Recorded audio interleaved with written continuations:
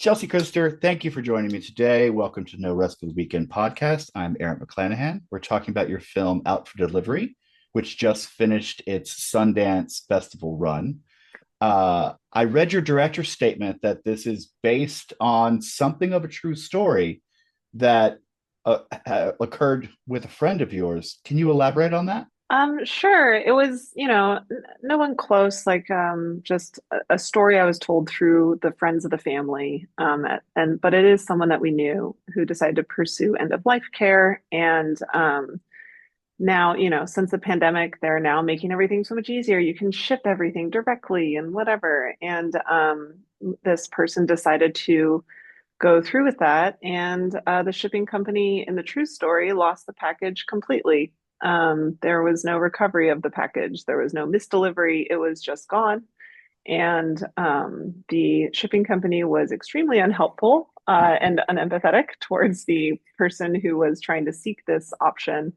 And yeah, when the story was told to me, I found myself chuckling and felt terrible about that, and then decided to explore why maybe I chuckled. And really, it just sort of kind of my exploration of that in writing was just like discovering this deep-seated frustration with convenience culture and seeing this as like the most extreme failing of these like tech systems made to make our lives easier. It's not like you didn't get that pack of corks you wanted to do your Right. art project. It's a little more intense than that. So Yeah. this always was a comedy in your mind, correct? Yeah, I think there's something so grounding about comedy in that it's I feel like when you laugh at something, there's understanding there. You know what I mean? Is you laugh because you understand, or you laugh because you're connecting with something that you relate to. So when I was writing this, it just felt so clear to me that it had to be a comedy because I knew that at least all of the hijinks and things that we put our poor character through would be relatable to a lot of people. And just hopefully expose this again, like this deep-seated feeling that we have of this frustration with the failings of convenience culture, as a result of maybe the tech industry or, whatever is, trying to make things easier for us. So yeah, to me, it just always had to be a comedy, but also, I, you know, in spite of myself, am generally a fairly sincere, hopeful person. And I knew that if this was an exploration of what gives or takes away dignity, I wanted to explore how human connection is like the one thing that I think actually does bring us dignity in this life. And this like attachment to things or processes or stuff or whatever society has built for us isn't necessarily where that dignity comes from. So I knew when I ventured into writing this that I wanted it to be a comedy, but that it needed to provide dignity to our main character in the end after we strip her of so much of it. Realize we're already so far into it, and I don't know if the people who are watching this understand what we're talking about. The film Out for Delivery focuses on a woman who has received a terminal diagnosis of cancer, that there are no more options left, and she pursues end of life opportunities and has stuff shipped to her house, but things go awry, and a darkly comic outcome arises from that.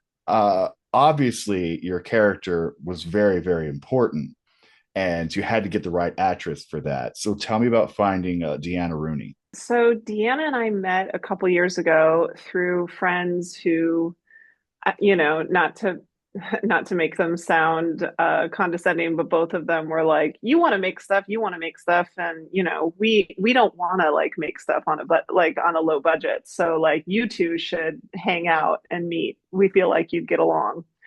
And damn, if they weren't right. Like we had our first coffee, and I feel like Deanna and I just like instantly connected and bonded and had a lot of the same interests and the same things that we wanted to do with our careers.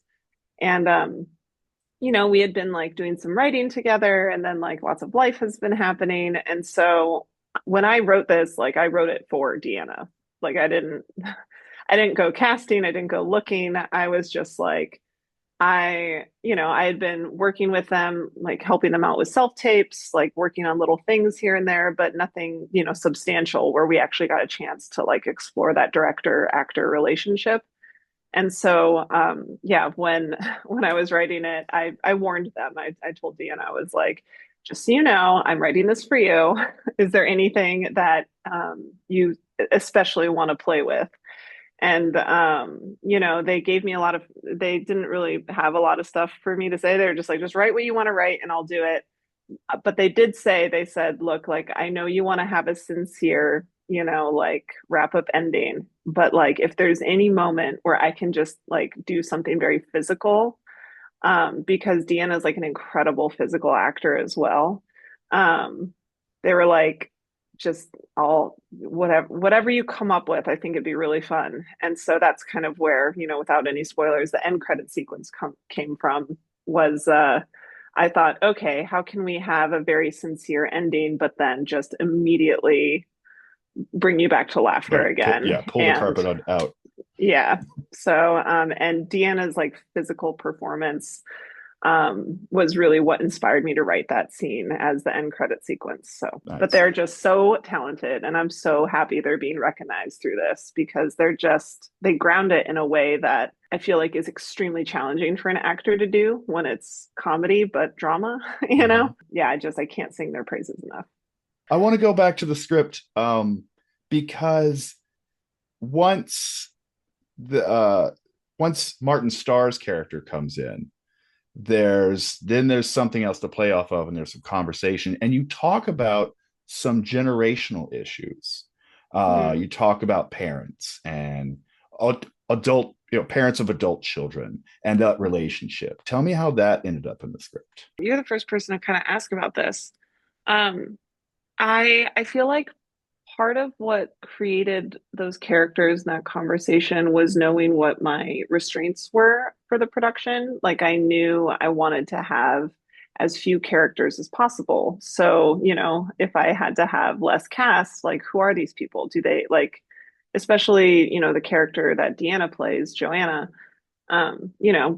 like how come she's dying? Why is she doing this all by herself? Why is she alone? How can I make it so that she's alone, and so that when she does meet somebody, she's able to connect with them in like a very like profound, relatable way.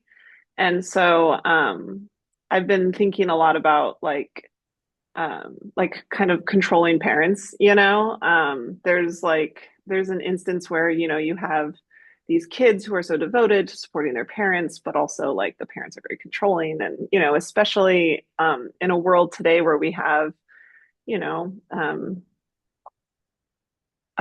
parents who might like be trying to impart control on their kids based on, their religion or whatever. And so I thought, how could I, what is the one thing that these two characters connect so deeply on that would be relevant to the theme, but also be something that is like a unique shared experience?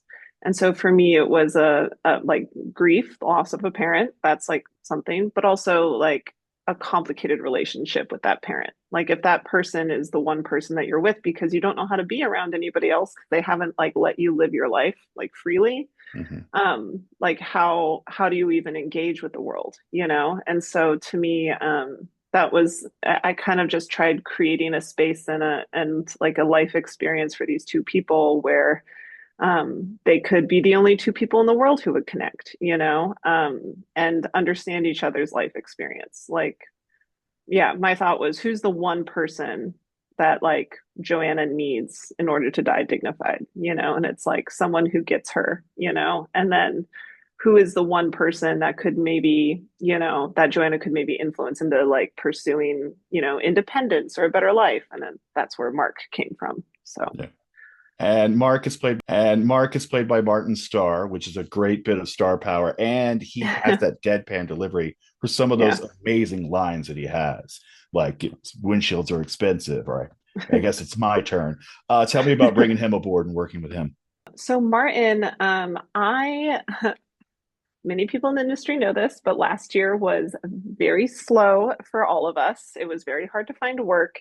And I like being on set. and I don't have an ego. Like, I'll just be on set. I don't care. And so my producer, Clint, on this film and on a series that I directed for a network called Dropout, Clint and I were chatting, and I basically asked him last year, I was like, are you working on anything? Do you need like a PA? Do you need an AD? Like I don't care. Get me out of my house. Like I will do anything.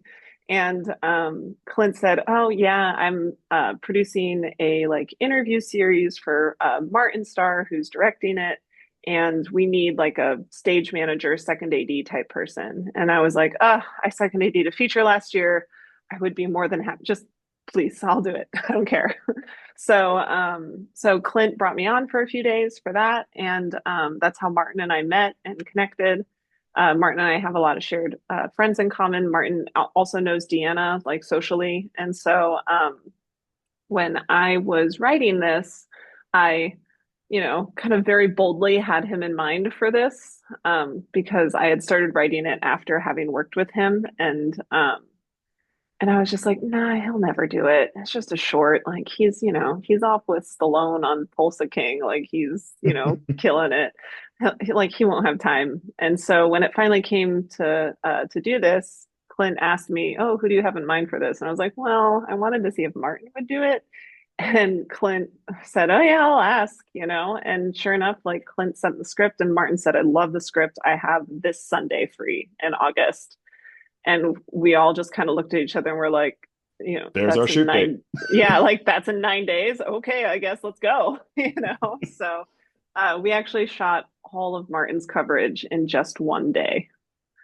Um, and like all of Deanna's solo coverage and the other scenes in another day. So it was only 2 days of filming. It was really intense, but we did it.